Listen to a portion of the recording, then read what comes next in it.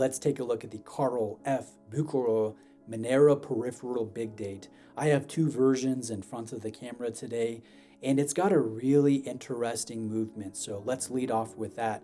This is called the A2011 caliber. It will be a certified chronometer. It will have 55 hours of power reserve. And apart from the main hours and minutes, there will be a subsidiary seconds complication, a big date complication, a day of the week complication, and a power reserve indicator, all asymmetrically laid out on the dial side. But here's the best part about this in-house movement. It carries what's called peripheral technology for the winding or the power of the movement. So instead of a traditional rotor that is affixed to the center of the caliber, there is a rotor that rotates around the periphery of the caliber, or the circumference of the caliber. So it's not affixed to the center, it's affixed to the edge. And I think that makes a lot of sense from not only a practical standpoint, but from an architectural standpoint. So for practicality, it's thinner, it's better with shock resistance. But as far as the architecture goes, it's so cool because I see an unobstructed view of the movement, and I can look at the bridges, I can look at the balance, I can look at the gear train and the anglage and all of the little elements that I like to see. It's a little silly to state out loud, but I like seeing the heartbeat of my movement. I like seeing, quote unquote, the soul of the mechanical piece of art that I wear around on my wrist on a day-to-day basis. So I think this just makes a lot of sense. Now, Carl F. Bucaro, they are what I would consider the leaders in this peripheral technology. They are not the only brand that utilizes this type of winding, but I think, again, they are the leaders, and they're really focusing in on the peripheral technology, which I think is an exciting thing and sets them apart. It's almost like Omega has the coaxial and Carl F. Bucaro has the peripheral rotors. So that being said, let's flip the watch over and take a look at the dial side of the watch, and we will go in on a macro level and see these details. So I like the polished Dauphine hands. There's nice bevel lines on these hands, not only for the hours and minutes, but it's also on the subsidiary seconds. And it's also, this design is found as well on the power reserve indicator hand. Now there will be a little bit of concentric circle texturing on your subsidiary seconds. And notice how your sub-seconds, your day, your big date, they all color match the strap. So on the blue dial version, it's beige. On the anthracite version, that color, that accent color is olive. And I think that looks nice here with these circular brushed dials and the asymmetrical layout of those various complications. It's all set under a domed sapphire crystal with dual applied anti-reflective coatings. Now, zooming out, let's take a look at the case. We'll take a look at the finish. I like the slightly concave conical polished bezel and the mix of brushwork and polish work throughout this case. I also like the fact that there is a signed crown at the 3 o'clock position, but unfortunately it is not a thread down crown. It is a push-pull crown. Overall, the finish is very good, and I would say it's exactly what I expect on a watch that will retail for around $9,000.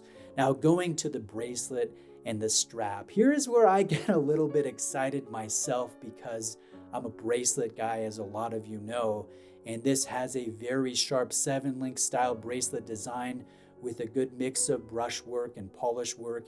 And I might note that the entire finish on the underside of the links are all polish, which is very smooth and done for comfort. And I will say this is a very comfortable bracelet on wrist, full articulation in the links, a nice 2mm taper on the side profile, and then each link is connected with screw pins. Now, going to the clasp, there will be a sequential open closure butterfly style clasp. There's also a butterfly style clasp on the strap variation with nice finish work, and I might add ceramic ball bearings with the closure of one swing arm.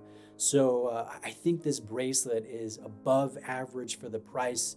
I really like the purling found in the butterfly clasp in these two different areas. Again, above average for the price. I think that the bracelet variation coming in at a retail price of $300 more than the strap variation, that's a no-brainer to me. I say spend the premium if you like this watch and buy it on this above average bracelet. Now, let's go to wearability. I like the size. I don't want a big date complication and then the other complications crammed into a smaller watch. I think this just feels right on my 7.25-inch wrists. In fact, it feels a little bit smaller than the nominal dimension. It has a respectable lug-to-lug dimension, a pretty decent height, but overall it's the proportions, it's the way it's laid out.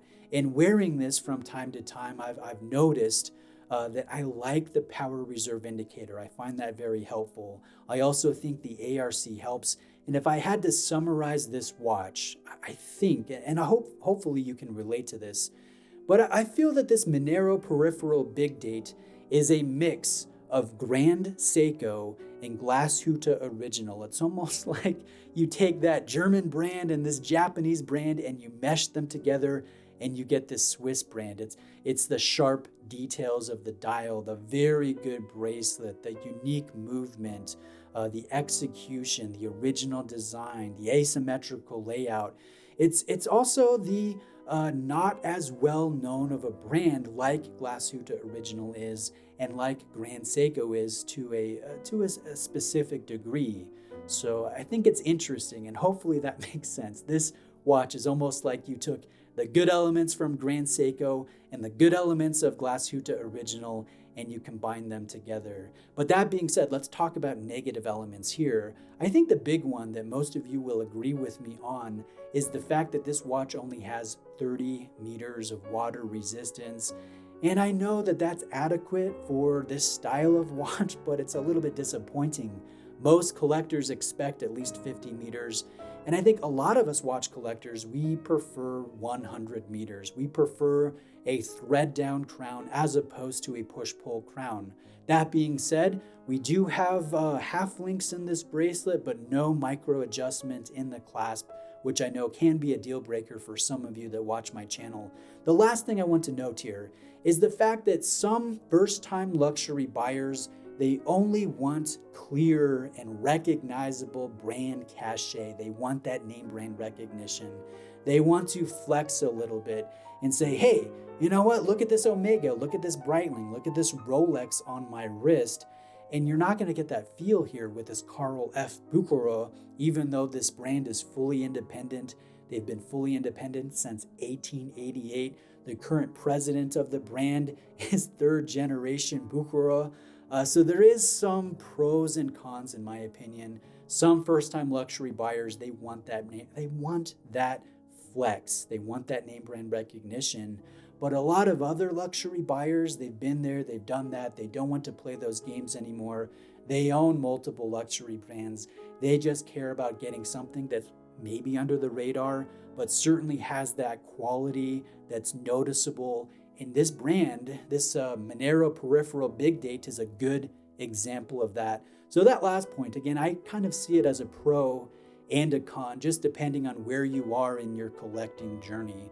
But to summarize, considering everything, I think this watch feels like a $9,000 watch in terms of the fit, in terms of the finish, in terms of the movement, the originality, the execution, the detail work, even the box. This is a nice presentation box that, again, feels like what you should be getting when you're spending $9,000 on one watch. Certainly nothing like what you expect on a Rolex, much better than what you get with a Rolex purchase. So although I am mostly positive on this watch, there are a few nitpicky elements, a few negative elements, but I don't think deal breakers. I think this Monero peripheral big date is a hidden gem in a fully independent brand that is on the rise. So I make quite a few watch purchases in the course of a year.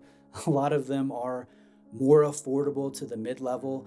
I don't make many large-scale watch purchases, but I will say in candor that I would definitely consider a Carl F. Bucherer as a large purchase for me because the quality is definitely here and I like what they're doing, especially with the peripheral technology in the rotor.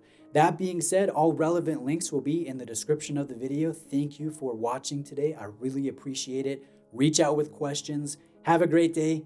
I'll see you next time.